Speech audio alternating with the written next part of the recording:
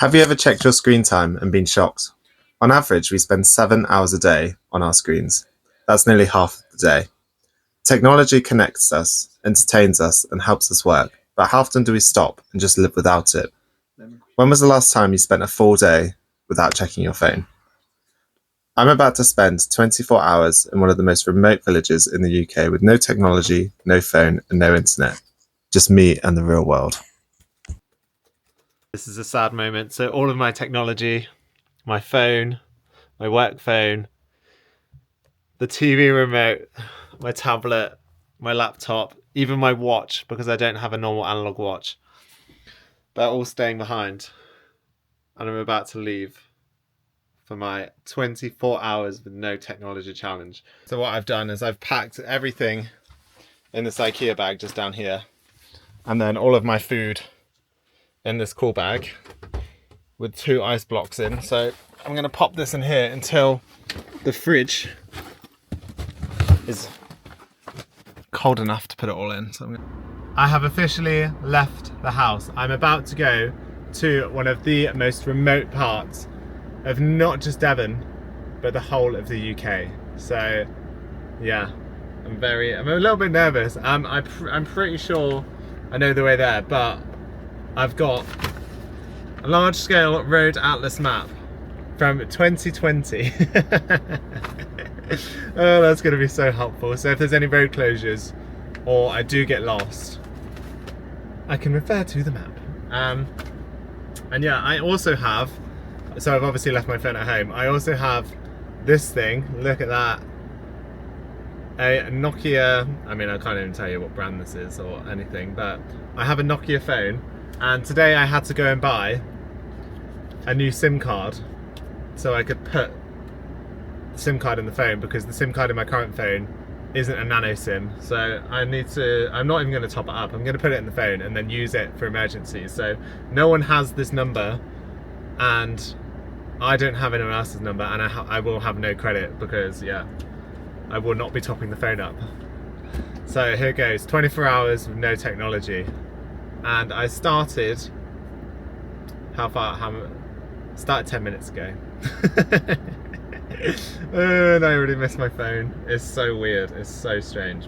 I can't come to Dartmoor and not show you Haytor Rock, as it is one of the most visited places in the whole of Devon. So I've just parked up in the car park.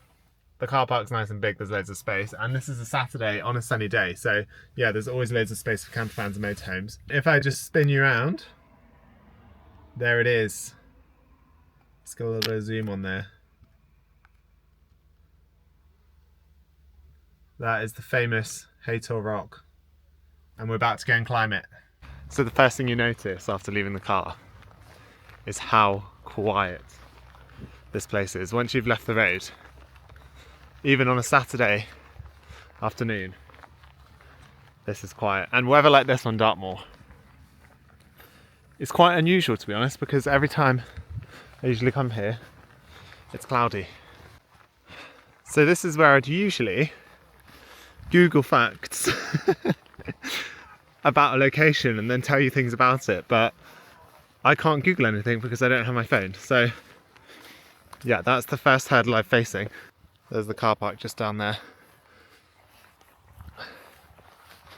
And here's the famous Haytor Rock. Buddy's already having the time of his life. So I can tell you one fact about Dartmoor, and that is it's absolutely stunning. If you haven't been to Dartmoor National Park, I would definitely recommend adding this to your list of places to come in 2025, because yeah, it's probably the most beautiful place in Devon. The cool thing with Haytor is around the other side, someone's carved steps all the way into the rock, so you can get right up to the top of this rock without much effort or without any climbing equipment, which is pretty cool. And then you get a 360-degree view of the national park, and you can see all the way out to the coast. Dartmoor National Park is one of the only national parks in the UK you can see someone on top of the rock that you're allowed to wild camp in, but there are rules. So When I say wild camp, I'm referring to a tent, and you have to be out of view of any roads or any houses, not on any footpaths. So yeah, it just allows you to come out and experience the natural beauty of Dartmoor. I think I might do a video of me wild camping on Dartmoor. Let me know in the comments below if you'd like to see that.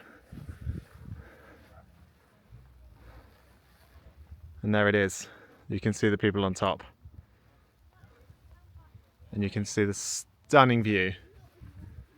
Absolutely incredible. So the sun sets behind me over that way, and it sets over Dartmoor National Park. And I've been here before for a few sunsets, and they are some of the most beautiful sunsets. The whole sky turns pink. It's absolutely gorgeous. I had planned to bring my drone, and I charged it all up, got it ready, and then I realised without my phone I can't fly it. So that was that idea out of the window, and I thought I could bring my phone just to fly the drone, but then I didn't want to bring my phone. So yeah, I'm back at the van. It's looking lovely and shiny because it's just been detailed by Riviera Detailing in Paynton, and he's done an incredible job. Look how shiny it looks. So after that lovely walk up Haytor Rock, I'm now going to head to Widecombe in the moor. I've got the map out just to familiarise myself with where it actually is, because I'm pretty sure you follow the road like all the way from here now. Here we go. You can see on the map how big Dartmoor is. So Dartmoor is that whole green area. That is the national park. It is insanely big. And I am going to Widecombe in the moor. So some of the roads to get here were slightly terrifying. So it's like single track roads in places with like a granite wall. So you have to decide, do you hit the granite wall or do you hit the car flying towards you? Yeah, so you have to be a pretty confident driver, and yeah, you just have to be aware there's a lot going on here. So there's obviously people walking the roads like before, there's horses, there's sheep, and then there's a lot of tourist traffic. So, and as you're driving along, a lot of the time there'll be parts of like huge granite stone just sticking out into the roads. We've gone nearly 2 years without damaging this van, and I don't want to be the first one to do it. So I was reading some statistics, and Dartmoor is one of the most remote places in the UK, and it can take longer to get to a doctor's surgery or a school than anywhere else in the country. So it is very remote. And this is just the edge, like, this is where the roads get a bit hairy now. Take it nice and slow. So as you can see, like, it's not really wide enough for 2 cars here. And on my left, there's a dry stone wall. Definitely don't fancy hitting that one.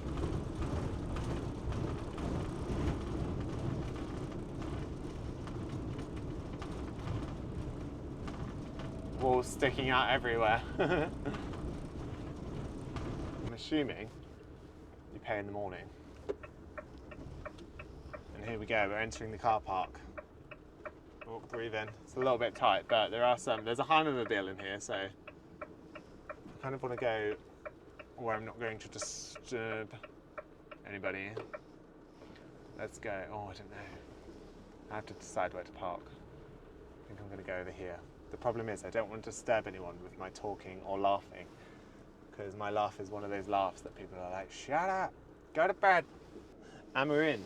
It's still light outside. It is, so I still have the time here because it tells me in the van, 10 to 5. Yeah. I'm going to level the van, and then what? What do I do now?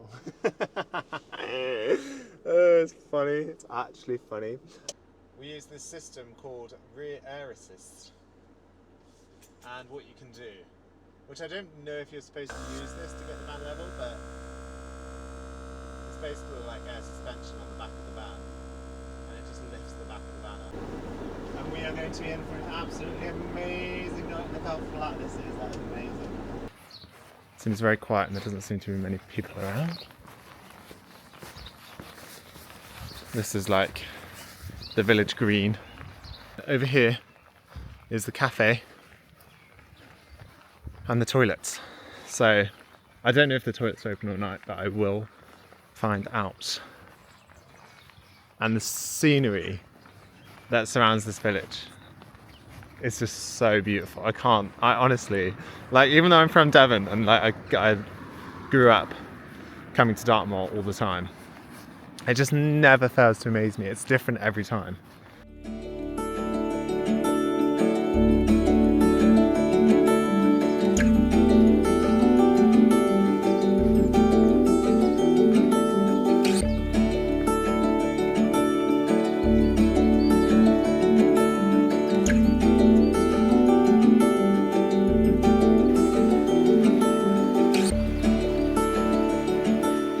I'm in the church graveyard.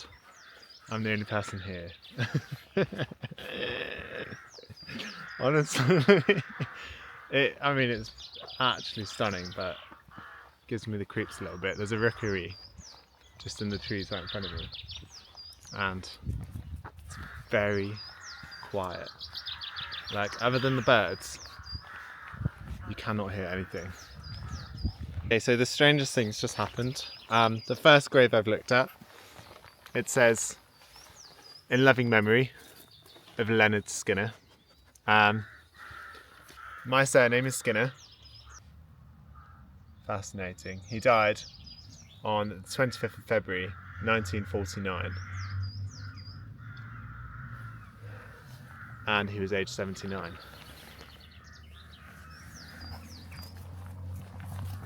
I mean, that's made me feel even more creeped out. Like, the first grave I look at, and he's got the same surname as me. I think I might go home. I don't. Oh, you actually couldn't make this up. Oh, this is too funny. So just 5 minutes from the park up, there's a pub called Rugglestone Inn, and it is the quaintest little pub I think I've ever seen. It looks like something out of a movie. And it's got a stream that runs through the beer garden. Look at that. Absolutely amazing. Right, I'm quite keen to get back to the van. The sun's setting behind me. It's getting quite chilly. And it's due to drop to about -2 tonight, so it's going to be pretty chilly. This is not somewhere I will be coming alone tonight. Just making that clear. Right, now my SIM card's in and that's all sorted. I'm going to make dinner. So I've decided I'm going to have dinner in the van tonight, and then tomorrow I'm going to go to the pub and buy a pasty for lunch. I brought my walking boots because I plan to go for a walk tomorrow. Oh, this is exciting. I forgot about these. So basically, when I was in the camp fan shop, I was in West Country Motorhomes, I picked up these plates. So these plates are non-slip. So they've got this like rubber ring around the inside. And yeah, they're non-slip and they're plastic. They are going to be life-changing. New plates, buddy, how exciting. That's everything I packed for 24 hours. I've actually got a lot to do, and there's a pack of cards in here, so if I do get too bored, me and Buddy can play Snap. Do you want to play Snap, buddy? Snap. So directly behind the van is this little stream that runs behind the car park. So I think tonight I'll be listening to the sound of running water whilst falling asleep. It's going to be very relaxing. And here's my pitch for the night.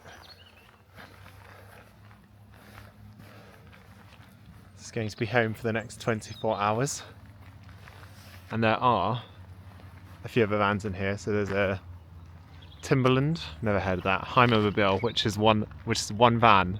If I didn't have this eldest CV60, I would have a Haytor, because those vans are basically the first motorhomes that I ever saw, and I was like, wow, that's so cool. Then there's a little T4 in the corner with a pop-top roof.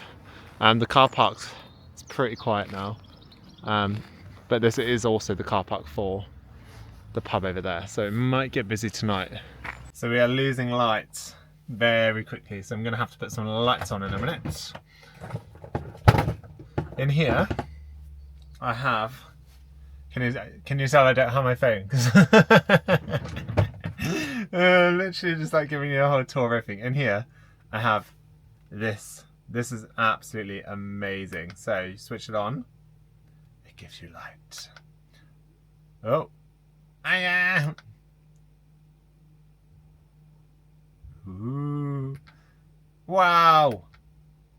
So anyway, it's got loads of different settings, but the coolest feature is you pull this. Oh, where's it not coming out? Pull this, and it's fairy lights. Like, how amazing is this? Now I know everyone is going to judge me for this, but what I'm going to do is absolute genius.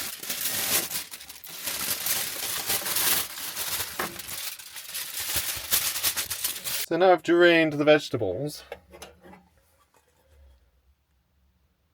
got most of the water out. I think I might just plonk them on top of the chicken.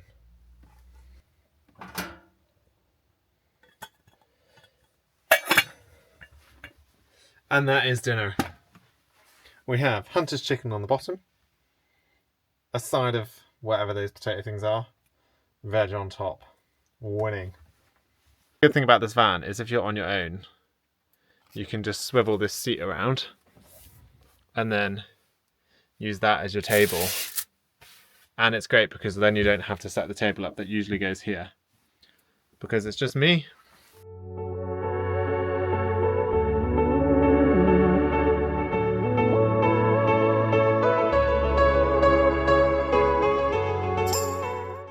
So it's now 20 to 10.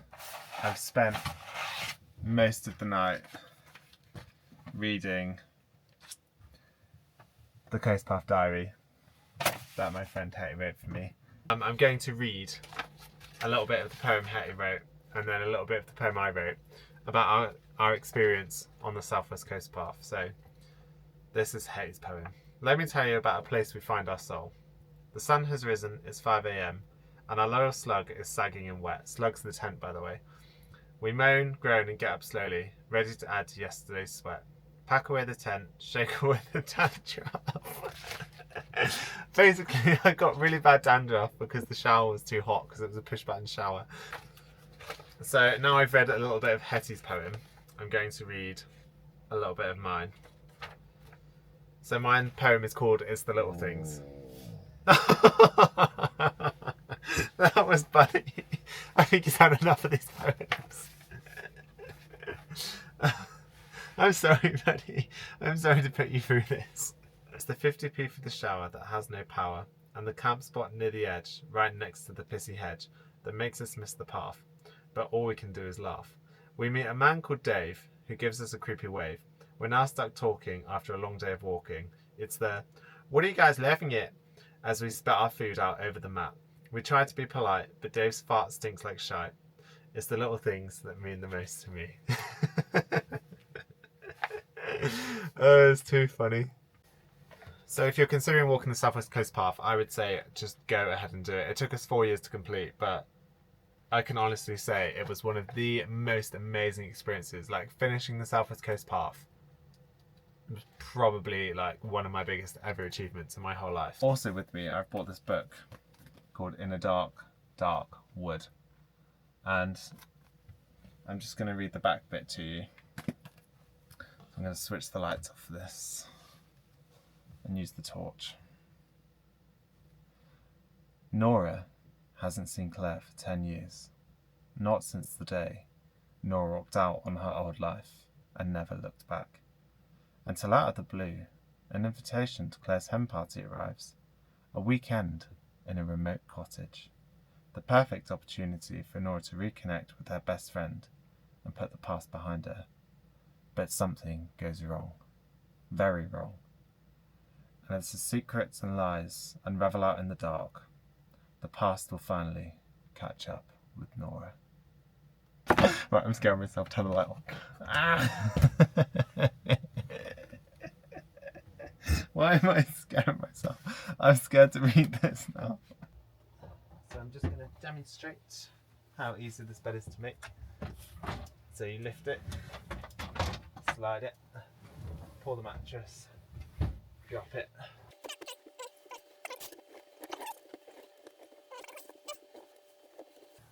The good thing with this van is once the bed's made, there's still a gap down the side that Buddy's going to demonstrate. Go on then.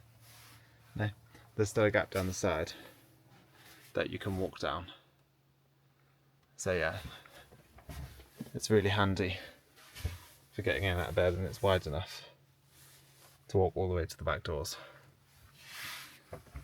And you literally make the bed in less than 30 seconds. Yeah, we've always slept with our heating on, so I don't really see a problem with it, but let me know in the comments below if you would sleep with the gas heater on, because it's making me think now. But anyway, I've done 7 hours with no technology, and all that reading of this diary, all the reading of this diary has made me so tired and sleepy that I'm going to go to bed. Go to bed. But I'll see you all in the morning. And it's nice to have got the whole bed to myself.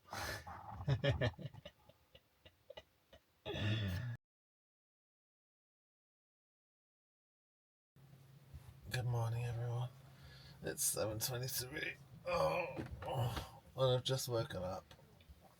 And I got woken up by the sound of the birds tweeting outside. And I can honestly say that was one of the best night's sleeps I've had in a long time. The bed in the van is so comfortable. It's so dark in here with the blinds closed. And I had the heating on.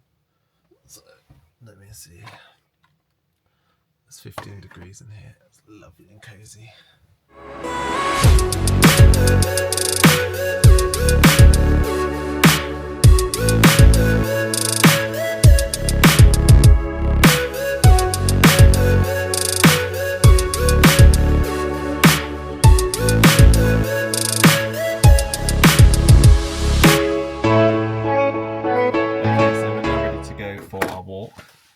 I have my instructions here. I'm going to take my burner phone just in case I get lost. The time is currently 8:40. So, yeah, it's nice and early. I'm going to be bold and start cold. I'm going to go for just a thin layer. And then, hopefully, we start climbing soon. I'm going to tell you some facts about Widecombe in the moor. So the village's most prominent landmark is St Pancras Church. It's often called the Cathedral of the Moor due to its large size compared to the small population. The church dates back to the 14th century and has a tall, striking tower. That's one that you can see there. Also, it says that the devil is said to have once visited Widecombe in the moor. Well, guess what? He's back! Oh no, I'm just joking. Appearing as a dark stranger on horseback, causing havoc before disappearing in a storm. Local tales also mention ghostly happenings, especially around the moorland at night. Just as well I was in the van with the doors locked because I was not getting haunted on by any ghosts. I'm going to head back to the van and get my sunglasses. So that's it. In loving memory of Fanny Coker. So the walk has started. The van is literally just behind me, you can see the church. So it says, walk from the cafe green towards the shops, then continue keeping the shops to your left. Take the lane on the left just before the tennis court on the right. So I have to look out for a tennis court. And there's a lane apparently on the left. I'm getting lost. There's the tennis court on my right. this must be the lane that we need to take. So I decided to leave the map in the van, and I'm solely relying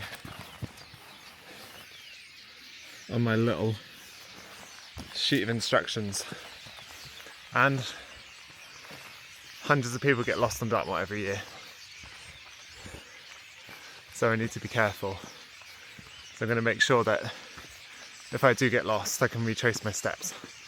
And luckily the forecast is bright and sunny all day, so I think we'll be okay.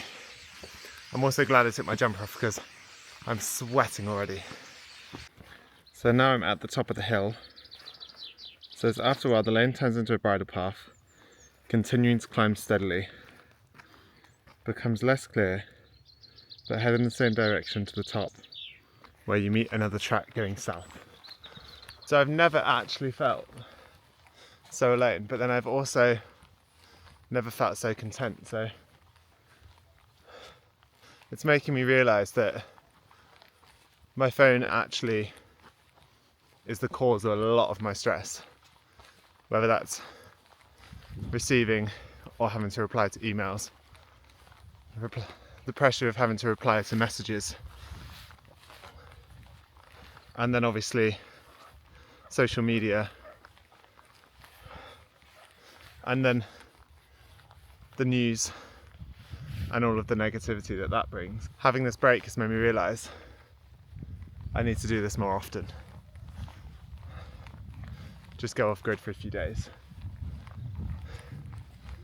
and be present.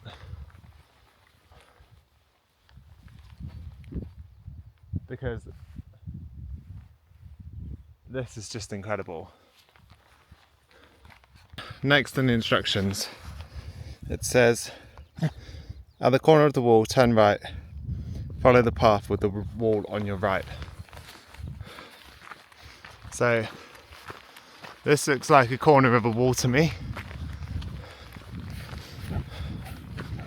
It says turn right. Do I turn right down there? No, because that doesn't go anywhere. It must be this way. I wouldn't say that's really a right turn though.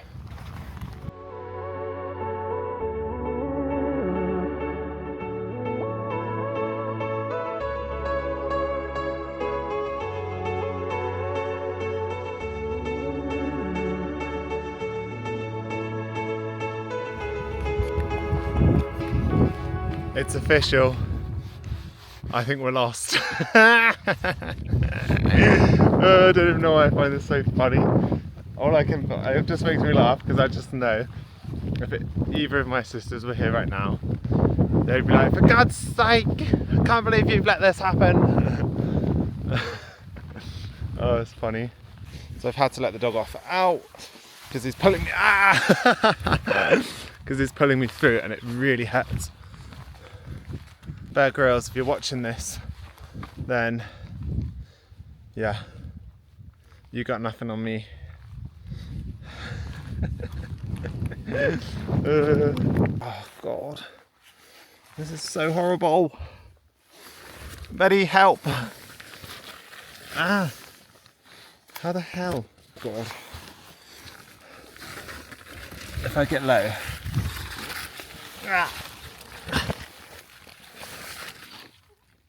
Oh my God, this is not fun. Oh.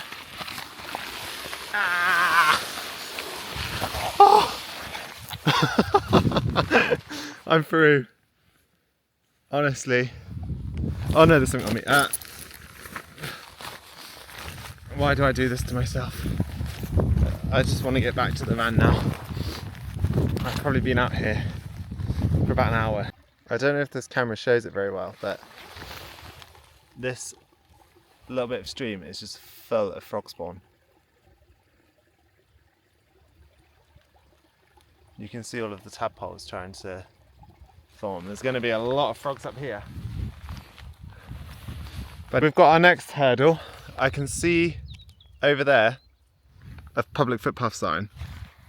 But to get over there, we have to get through this huge bog. Now we have to cross the stream. Buddy's got a scent on something. Buddy! Whoa! Whoa! Oh god, I literally nearly just went then. Get me back to the van. Oh, it's too much.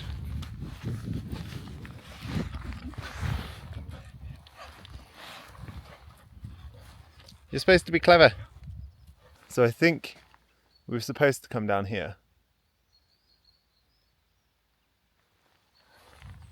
That did not happen. But this is much nicer terrain. I was just waiting patiently at the gate. I think if Buddy had his way, he would probably just be a farm dog and live on the moors. But unfortunately he doesn't have his way, so all I can do is bring him to the moors. But as you can see, when we're out on a walk, he does not care about me in the slightest. Like, he's gone. And I'll probably see him again in 5 or 10 minutes. I survived. I'm back in the van. My camera died towards the end of the walk, so I couldn't film the rest of it, but I made it. The kiosk is now open, so I paid my £5 to park, and I've just picked up a pasty from the kiosk as well. So it sells like pasties, cakes, it even sells burgers, which is quite surprising, in that little shed. And it's open from 10 till 5 every day. So yeah, that was handy. So there is an honesty box if no one's here, so you can pay in the honesty box.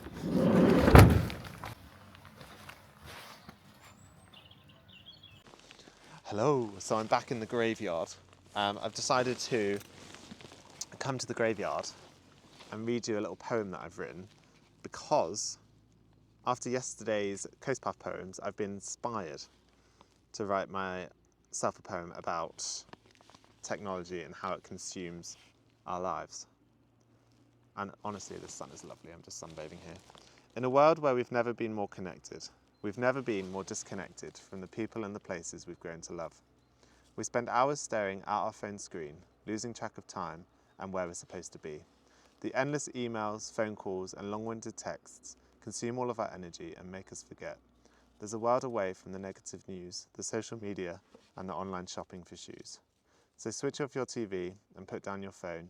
There's places to explore that are unknown.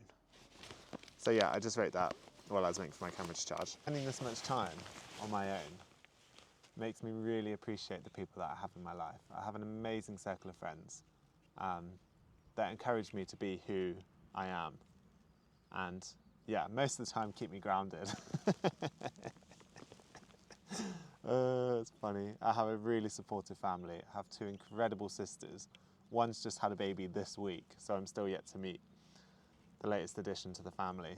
And yeah, I have an amazing boyfriend that I've been with since I was a teenager. So I'm so fortunate to have all of these people in my life, and spending this much time alone is making me appreciate them even more. So yeah, I think when I get home, I want to definitely spend more time with my friends and family. I just want to give a shout out to my nephew Milo. He is only 8 years old and he absolutely loves my channel and he loves watching all of my videos. And whenever we're together, we always have so much fun. And yeah, he just makes me feel young again. So this is your shout out, Milo. Hi, Milo. And his mum, so my sister, has just bought a camper van. So we'll be doing a lot of van trips together this summer. And yeah, he'll be featuring in my channel a lot. So I'm excited to show you the new van and yeah, excited to introduce you. So it's now 1:30. I've been sat on this bench for about an hour and a half. You can see the car park has gotten very busy. There's like some sort of Mazda MX-5 group that's turned up. And yeah, everyone started parking on the mud this side. So this car park in the day gets very busy. I'm going to get some snacks for the journey and then I'm going to get on my way. Honestly, it was a nightmare getting out of that car park. Someone had parked opposite and then when I asked him to move, he was like, what? So he was too old to even, realise what I was asking him, but got some snacks. I'm going to head to Traeger Mills, get some fuel and get on the roads.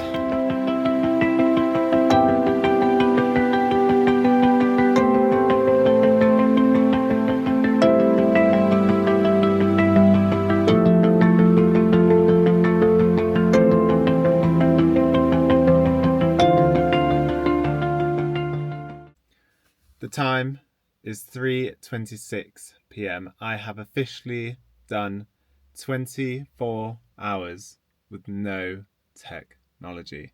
All of my technology is exactly where I left it. So I just want to say thank you to everyone for watching. I will definitely be leaving my phone at home a lot more. Like, this trip's made me realise that I don't need to take my phone everywhere, and actually it's quite freeing not having a phone.